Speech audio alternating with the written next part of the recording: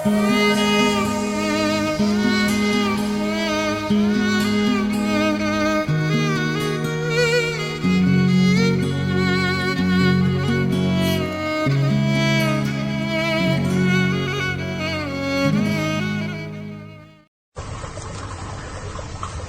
pernah sesaat pun dalam hidup kita ini nikmat Allah pernah berhenti.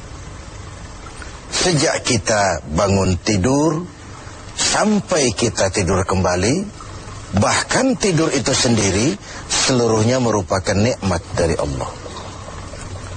Terhadap nikmat yang sedemikian banyak itu, yang jikalau kita akan mencoba menghitungnya, sungguh kita tidak akan pernah sanggup menghitungnya. Allah cuma minta satu: syukuri nikmat itu. La in syakartum la azidannakum wa la in kafartum inna azabi lasyadid. Kalau kamu bersyukur, aku tambah nikmatku kepadamu. Kalau kamu ingkar, tidak pandai bersyukur, awas loh, azabku itu pedih. Jadi kalau kita mau ambil mafhum dari ayat ini, nikmat bisa berubah menjadi azab kalau kita tidak pandai mensyukurinya. Nikmat bisa berubah menjadi azab kalau kita tidak pandai mensyukurinya. Nikmat apapun itu. Sehingga boleh jadi orang kaya bisa saja masuk surga karena hartanya. Dan orang kaya pun tidak jarang yang masuk neraka juga karena hartanya. Syukur apa tidak syukur. Pejabat bisa saja masuk surga karena jabatannya. Pejabat pun tidak jarang masuk neraka juga karena jabatannya. Syukur apa tidak syukur. Orang berilmu, orang alim sekalipun bisa masuk surga karena ilmunya. Pun orang alim bisa masuk neraka lebih dulu dari penyembah berhala juga karena ilmunya. Syukur apa tidak syukur. Nah, kita zon politikan, makhluk sosial yang tidak mungkin hidup sendiri. Kita bermasyarakat, kita perlu orang lain. Nah, di dalam bergaul bermasyarakat kita bertingkah laku, berperilaku, berbuat, berkata dan sebagainya. Apapun perilaku kita di masyarakat pasti punya dampak bagi orang lain, bagi masyarakat sekitar kita, mungkin juga bagi lingkungan di mana kita hidup, di lingkungan di mana kita tinggal. Nah, dampak inilah yang sering kita tidak perhatikan, bahwa pada dasarnya tidak ada kebebasan mutlak. Kebebasan kita dibatasi kebebasan orang lain. Satu contoh yang gampang, saya beli radio pakai uang saya setel di rumah saya sekeras-kerasnya. Lalu saya ngomong, radio saya, yang beli saya, pakai uang saya setel di rumah saya, sekeras-kerasnya, gak ada urusan sama orang lain. Itu sikap yang tidak mempedulikan lingkungan. Padahal tetangga saya sebelah juga boleh ngomong begitu. Kata tetangga saya, ini kamar saya tidur di dalamnya, mata saya yang ngantuk saya. Kenapa suara radio kamu masuk ke kamar saya? Nah, ketika itu kebebasan saya menyetel radio dibatasi oleh kebebasan tetangga saya yang mau tidur. Disinilah terjadinya sikap saling menghormati, sehingga perilaku kita terkendali. Nanti akan kita bicarakan bagaimana pengaruh puasa dalam hal mengendalikan perilaku kita sebagai manusia.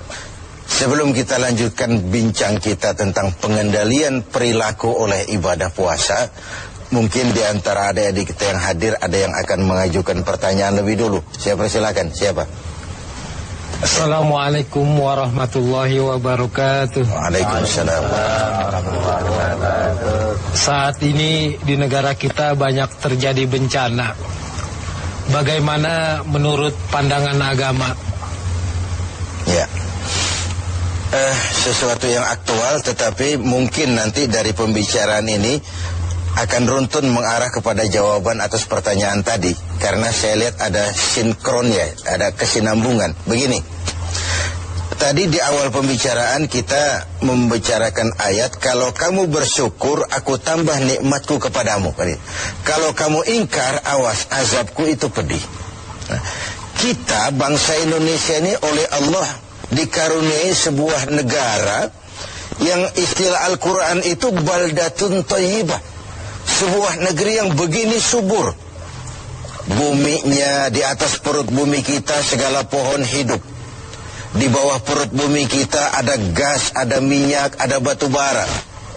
Laut kita yang merupakan 2/3 negeri ini, pasir lautnya saja bisa dijual menimbun Singapura sana. Ada minyak lepas pantai, ikan kita luar biasa, sehingga negeri-negeri lain sering menangkap ikan di perairan Indonesia. Kemudian hutan kita jutaan hektar. Laut kita kaya, bumi kita kaya, hutan kita kaya. Tetapi rakyat kita masih belum bisa lepas dari kesulitan. Timbul pertanyaan, selama ini kita diberikan hutan yang begitu luas jutaan hektar, apa kerja kita? Nebangin doang, nggak pernah nanemin lagi. Terjadi pengundulan hutan di mana-mana. Yang namanya illegal logging, tidak ngerti juga kita. Penebangan liar itu kok bisa ratusan kubik seperti itu. Akibatnya apa? Tanah longsor, banjir melanda, terjadi pengundulan. Akibat ulah yang kita lakukan sendiri. Mengambil istilah Al-Quran, Zaharul fasadu fil barri wal bahri bima kasabat aydin nas. Bertebaranlah kerusakan di daratan dan di lautan akibat ulah manusia sendiri. Kita yang tidak pandai mensyukuri nikmat Allah, dikaruniai negara yang begini kaya sumber daya alamnya, yang diamanati memegang jabatan, lupa diri dan lupa daratan. Sementara kita sendiri tidak bisa mengelola negeri ini dengan baik. Yang disuruh ngurus beras, sering nimbun beras. Yang disuruh ngurus laut, sering jadi bajak laut. Yang disuruh ngurus hutan, rame-rame jadi orang hutan. Ada fenomena-fenomena seperti itu. Nah, lalu bagaimana kaitannya dengan musibah, dengan bencana yang belakangan datang menimpa kita? Begini, ayat Quran menjelaskan bahwa peringatan Quran itu wattaqu fitnatan la tusibanna allazina zalamu minkum khassa. Takutlah musibah, takutlah bencana, takutlah fitnah yang kalau dia datang tidak hanya menimpa orang-orang yang zalim di antara kamu. Orang yang baik terkena juga akibatnya. Nah, dengan kata lain, dilihat dari sisi ayat ini, kenapa bencana terjadi? Ini akibat dosa borongan. Borongan itu kalau sudah borongan namanya, yang benar ikut kelibet juga. Kita nggak perlu cari kambing hitam, tapi akibat 1-2 orang makan nangka, yang lain ikut kena getahnya semua. Di Aceh yang tertimpa tsunami, banyak sekali saudara kita yang baik-baik di sana. Di Jogja pun begitu, di Pangandaran pun begitu. Entah mereka terkena juga musibah akibat dari segelintir tingkah laku orang. Ini yang perlu kita khawatirkan. Jadi kalau yang ma'ruf jalan, tapi yang munkar juga jalan. Kebajikan ditegakkan, tapi maksiat dilaksanakan. Ketika hukuman datang menghantam yang maksiat, yang baik-baik ini akan terkena juga dampaknya. Walaupun buat orang yang baik-baik, ini merupakan ujian. Kan musibah itu kalau menimpa orang baik-baik namanya ujian tuh. Kalau musibah menimpa orang setengah baik itu 50-50. Di golongan yang sholat rajin, maksiat tekun. Sedekah mau tapi korupsinya lebih gede dari sedekahnya. Cuma lipstik aja ngumpetin korupsinya, dia sedekah. Kemudian yang model seperti ini kalau terkena musibah, itu teguran namanya, bukan ujian. Sebaliknya kalau orang jahat terkena musibah, itu persekot itu, DP. Nah, ini merupakan harus jadi renungan buat kita semua tanpa sekali lagi perlu mencari kambing hitam. Mari sama-sama kita melakukan introspeksi. Berangkat dari ayat yang kita bicarakan sejak awal tadi, nikmat bisa berubah menjadi azab kalau kita tidak pandai mensyukurinya. Nah, ada hadis kursi, balah menjelaskan, Terkadang melihat ulah manusia, aku ini kepengen turunkan azab saja, kata Allah. Tetapi ketika aku melihat orang-orang tua yang sujud di keheningan malam, bayi-bayi yang tanpa dosa masih menyusu, dan binatang ternak melata mencari makan, murkaku pun surut, azab aku tarik kembali. Kalau kita renungkan hadis ini, masih ada yang meredam murka Allah, menjaga keseimbangan. Orang-orang tua yang di keheningan malam sujud sambil berlinang air mata, nangis di hadapan Allah. Kita hutang jasa dengan orang-orang tua seperti itu. Bayi-bayi yang tanpa dosa, masih putih, bersih, masih menyusu. Dan binatang ternak melata mencari makan, itu potret dari lingkungan keseimbangan hidup. Sekarang kan binatang hampir nggak punya tempat.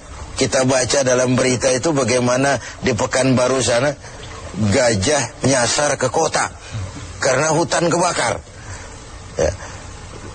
Air kita nggak berikan tempat, lalu ngayap kemana-mana, masuk ke lingkungan penduduk. Sesuatu yang dulu air ada tempatnya, sekarang semua buat manusia. Sehingga ketika air datang, mana nyasar dia ke tempat kemana-mana. Nah, ini sebuah potret bahwa kalau masih ada orang-orang yang sujud kepada Allah tengah malam sambil berlinang air mata, masih ada putra-putra bersih tanpa dosa, masih terjaga lingkungan hidup, bencana tidak akan sebanyak ini. Tapi yang terjadi adalah sebaliknya. Yang diajarkan itu orang tua tengah malam sujud, bayi tanpa dosa menyusu. Nah sekarang akibat terjadinya pergeseran nilai, bayi tanpa dosa sering dibuang ke tempat sampah, sementara orang-orang tua tengah malam rebutan nyusu. Ini kan sebuah kesalah setelan dalam menjalani kehidupan ini. Oleh karena itu, menghadapi banyaknya musibah, menghadapi banyaknya bencana, kita tidak perlu mencari kambing hitam, tapi mari melakukan introspeksi. Kalau diuji, kita bukan saja harus sabar, tapi harus lulus. Nah, kalau ditegur, kita harus berani introspeksi, memperbaiki yang kurang dan mengurangi yang memang berlebihan.